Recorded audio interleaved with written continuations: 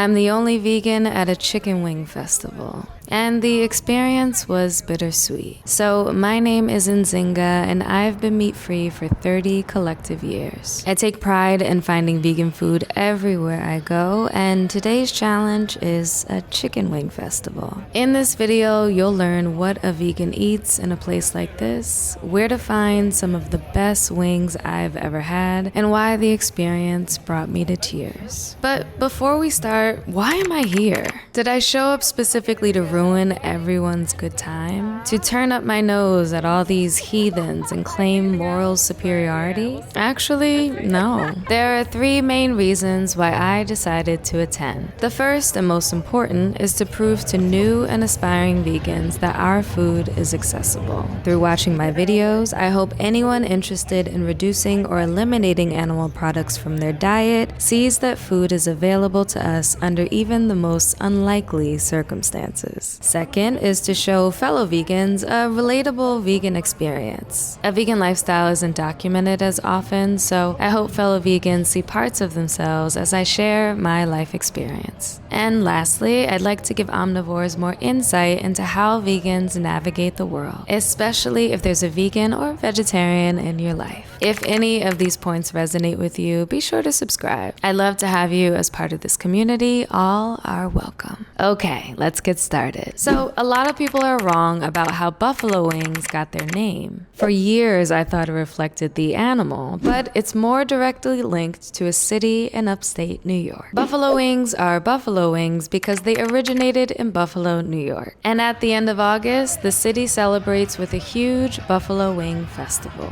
I saw this as a great opportunity to prove I can find vegan food anywhere, but I didn't actually know if it was possible. I've tried a rib festival before and was successful since barbecue sauce is vegan. Unfortunately, buffalo sauce is not. If I travel all the way to Buffalo, New York and don't find any food, I would have wasted both time and money while debunking my own theory that vegan food is never too far. My best chance at finding vegan food was at this pierogi stand, and immediately 2 things went wrong. The pierogi dough had dairy, so even seemingly vegan options were not vegan friendly. And even if they were vegan, I wasn't qualified to order. So the vendors at this festival do not accept actual money.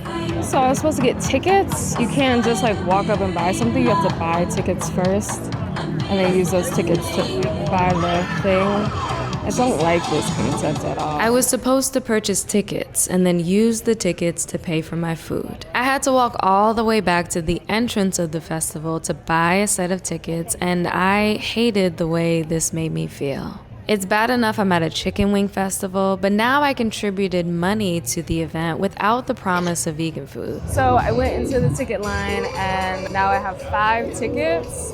I don't think I'll actually need this much, but $1 is 1 ticket and 1 ticket is 1 wing. So this could be a huge waste of money, we'll see. So with tickets in hand, I was even more determined to find something to eat. But how? The pierogi tent was the only tent that didn't revolve around wings. If they didn't have any food for me, then who would? So here's where I had to get resourceful.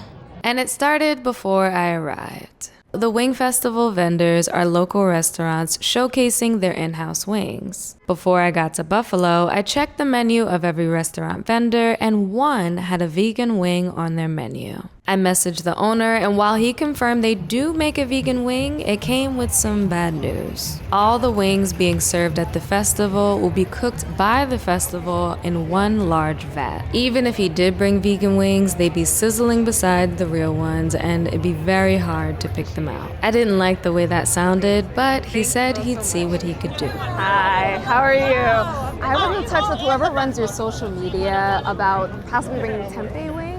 Yes. Does that sound familiar? Okay.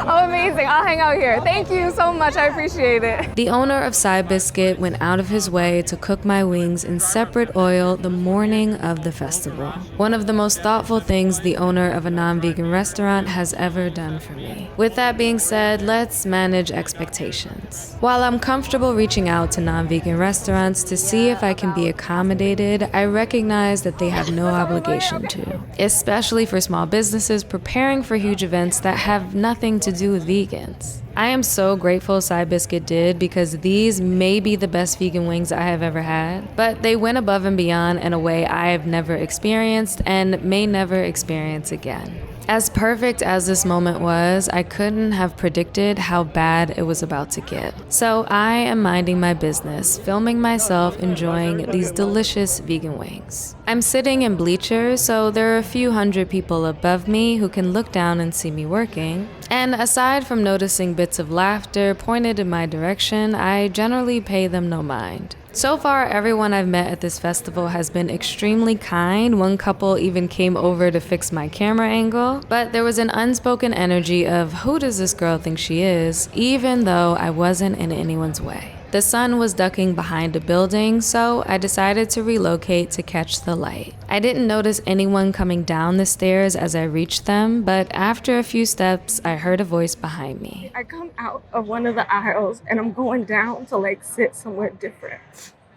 And I didn't notice that there was a guy coming behind me, and he couldn't have been that close because I would have noticed him, right? So I'm coming like down, and I guess I cut him off. I couldn't have, because I would have seen him. He must have been coming down really fast. So I'm carrying my like filming equipment. It's not recording, I'm just carrying it. And he goes like, oh, what, you think you're a celebrity or whatever? Like, you think you're so like fucking important or stuff? And I was like, what? And so I turned around and I stopped, both because I want to hear what he said, but also because I had like reached the aisle that I wanted to go into, right?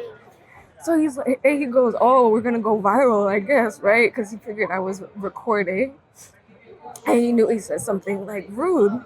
So I was like, wait, what? I was really just trying to understand. So I stopped. And even though I stopped, he continued to barrel towards me. And once he reached me, put his hand on my arm in an attempt to push me forward down the stairs. For my own safety and out of pure shock, I gave way and moved aside. But I'm confident if I didn't, he would have enjoyed the opportunity to shove me. This was so bizarre and completely unprovoked. I am so mindful of being unproblematic when I'm in environments like these. I cannot stress enough that I didn't do anything that would warrant this type of response. I came to the bleachers to do my job, film my video, pack up my stuff, and go back to the hotel. But I was so rattled by this experience that once I regrouped, I packed up my stuff and left. Before I left for Buffalo, friends and family warned me about the city's past. From segregation and redlining to the more recent shooting of a predominantly black supermarket, upstate New York has a history that raises concern. Which is why I dismissed the thought of going to security at the event, because it would be his word against mine in a town that may not have wanted me there to begin with. I do have this man's face on video, but after confiding in several loved ones, I've decided to skip the satisfaction of giving this man the viral moment he wanted. Everything I have shared in this video is absolutely true, but I don't feel the need to dox anyone. People this deplorable ruin their own lives. He doesn't need my help.